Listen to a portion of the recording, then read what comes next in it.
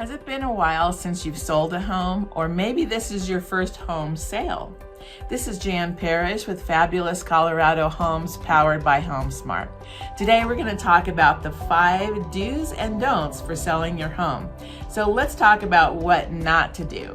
The first thing you want to avoid is putting your house on the market before you have a plan.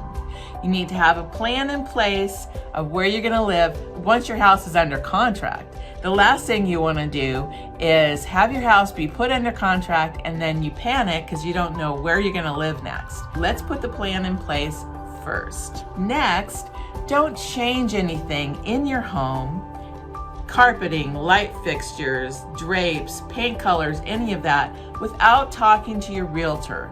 Because the last thing you want to do is spend your time and your money on something that's not necessary or something that will actually be a deterrent to selling your house. So you want to make sure you put the right things in place or leave things as is, depending on what your realtor recommends. The third thing is, don't fail to secure your valuables. Your jewelry, guns, medication, money, checkbooks, credit cards, things like that. You want to make sure all that stuff is not out to tempt people. So far, knock on wood, for the last 10 years I've been in real estate, none of my sellers have had anything stolen, but I always caution people to put away any temptation. So let's keep that great record going and put away all your valuables. Number 4, selling a house is stressful for you as humans, but it's also stressful for your furry friends. So make sure that you take care and you don't forget to make a plan for them. Oh, if it's crating them or moving them off the premises. If you have exotic pets, you're going to want to make sure that those are removed because they could scare people. And you also know that if you have a house cat, people are not going to be as careful with your kitty and making sure the doors are closed and whatnot. You don't want your cat to escape. And you also don't want your dogs to bite or attack anyone because they're defending your home. Don't fail to plan for your pets. And number 5, don't plan on being home the first weekend that your house is on the market. You know that you're going to have back-to-back showings and hopefully buku offers. Don't be home. Go somewhere and relax. Make it a you weekend. Do something fabulous for you. Do a spa weekend or a mountain getaway or go visit family and friends. Go out and enjoy yourself while your house is being sold for you. We've talked about what not to do. Let's talk about what to do. Number 1 is neutralize your home color palette.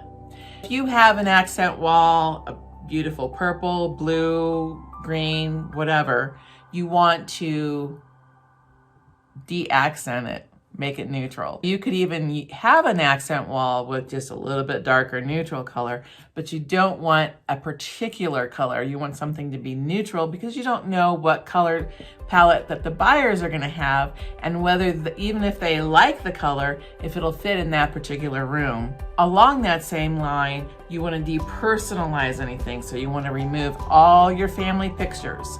The buyers coming in want to picture their family, their pets, their friends. They don't want to see who's living there now. They want to project themselves living in that fabulous home, not you. The second thing you want to do is go around and repair any cracks, chips, dents, things that are broken.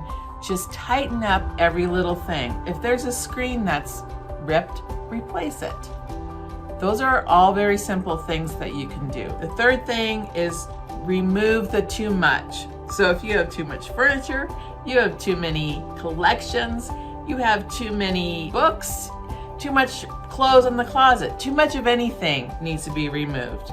So you want the house to look sparse because when it looks sparse, it also looks open and like there's all kinds of room to put all the stuff that the buyer has. The next thing you want to do is get your HVAC serviced. So you want to have it cleaned and serviced so that you can make sure that both the air conditioning and the heater are working adequately. And finally, you want to pay a landscaping company, unless this is just your thing, but make sure your yard is super tight. So you want to trim your bushes, trim your trees, have the weeds pulled, put an extra layer of mulch, or have the rocks cleaned up, just so it's super tight.